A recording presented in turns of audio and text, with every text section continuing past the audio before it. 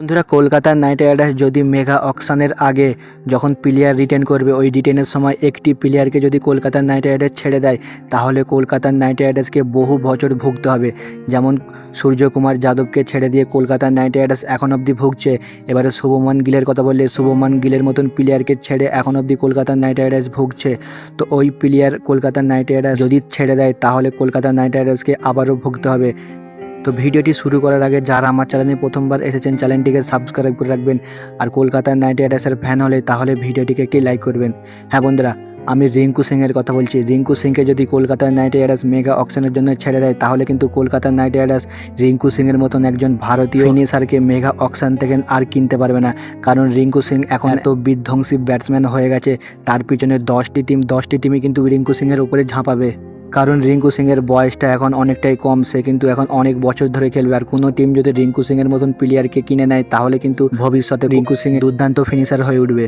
যেমন এর আগেও কলকাতা নাইট রাইডার্স সূর্যকুমার যাদব, শুভমান গিল, কুলদীপ যাদব এই প্লেয়ারদের ঘরে ছেড়ে দিয়ে কলকাতা নাইট রাইডার্স যেমন এখন অবধি ভুগছে, এই প্লেয়ারদের ঘরে কলকাতা নাইট রাইডার্স আর কোনো দিন নিজের দলে পাবে না। তেমন রিঙ্কু সিংকে যদি একবার ছেড়ে দেয় আর অন্য টিম যদি রিঙ্কু সিংকে কিনে নেয়, তাহলে কলকাতা নাইট রাইডার্স রিঙ্কু সিংয়ের মতন একটি বিধ্বংসী ফিনিশার হারাবে। যত দিন যাচ্ছে রিঙ্কু সিংয়ের ব্যাটিং কিন্তু আরও উন্নতি হচ্ছে।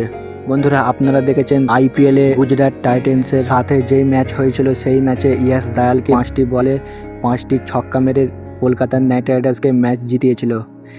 এরপরে টিম ইন্ডিয়াতে যখন জায়গা পেয়েছে, টিম ইন্ডিয়ার হয়েও রিঙ্কু সিং বিধ্বংসী পারফরমেন্স করেছে।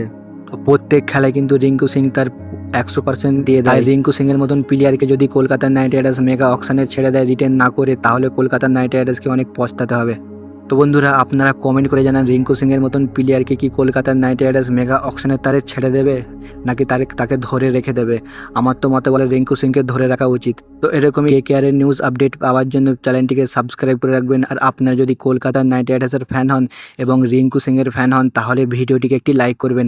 আবারও অন্য কোনো ভিডিওতে দেখা হবে। ধন্যবাদ।